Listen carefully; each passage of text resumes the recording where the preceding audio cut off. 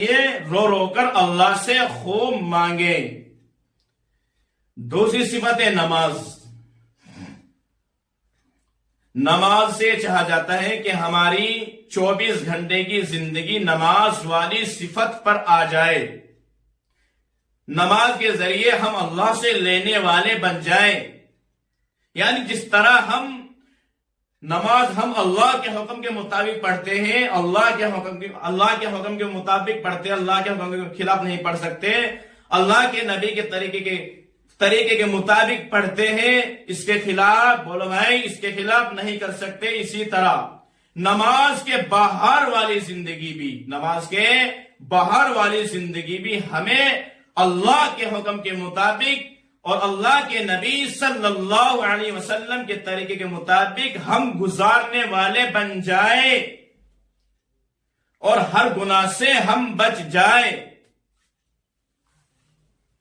تمام احکام اللہ تعالیٰ نے حضرت جبرائیل علیہ السلام کے ذریعے دنیا میں اتارے، لیکن جب نماز دینے کا وقت آیا تو اللہ تعالیٰ نے اپنے محبوب صلی اللہ علیہ وسلم کو اپنی حضوری میں بلا کر تحفے کے طور پر عنایت فرمائی۔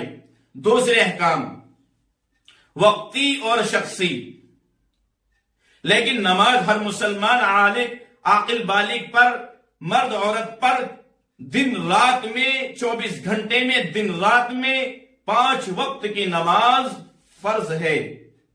نماز صحیح ہوگی تو زندگی صحیح ہوگی، زندگی صحیح ہوگی تو قیامت میں اللہ تعالی زندگی کا حساب سختی سے نہیں لے گے۔ نماز پر محنت کریں گے تو نماز جاندار بنے گی، نماز جاندار بنے گی تو 2 رکعت پڑھ کر ہم اللہ سے براہ راست لینے والے بنے گے۔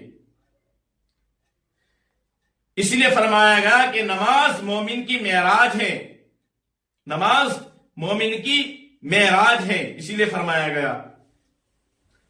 جس طرح اللہ کے نبی صلی اللہ علیہ وسلم نے معراج میں اللہ سے براہ راست بات کی، اسی طرح جب کوئی مومن بندہ، جب کوئی اللہ کا بندہ نبی کا امتی نماز میں کھڑا ہوتا ہے، جب کوئی ایمان والا نماز پڑھتا ہے، نماز میں کھڑا ہوتا ہے، تو وہ بھی اللہ سے براہ راست باتیں کرتا ہے، وہ بھی اللہ سے براہ راست باتیں کرتا ہے۔ کیا کرتا ہے وہ بھی اللہ سے براہ راست باتیں کرتا ہے۔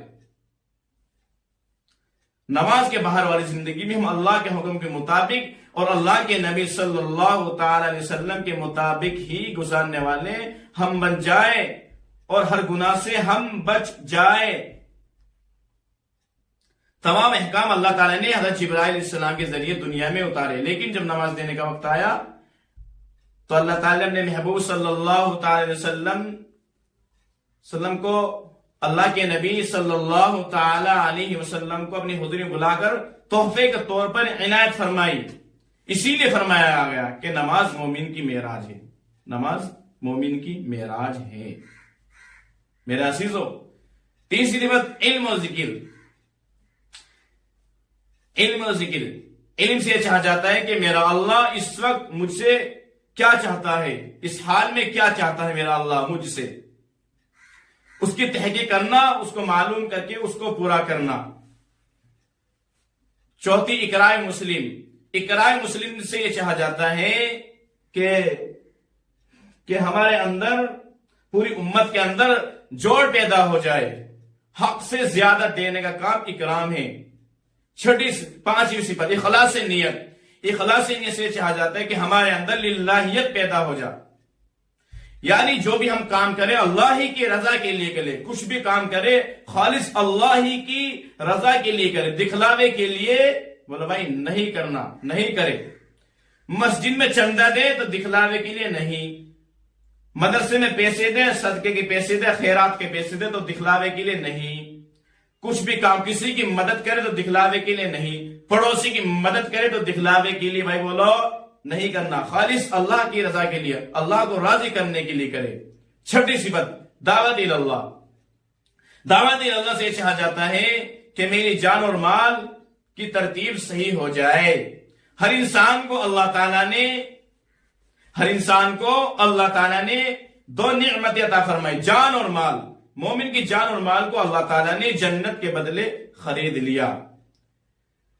دوسری بات، جو انسان، جو آدمی، ایک حدیث میں آتا ہے جو شخص پانچوں نماز کا اہتمام کرے گا اللہ تعالیٰ اسے اس کا 5 طرح سے اکرام فرمائے گے، اعزاز فرمائے گے، یعنی 5 انعامات فرمائیں گے۔ پہلا کام، اللہ تعالیٰ اس کی رزق کی تنگی دور کر دیتے ہیں۔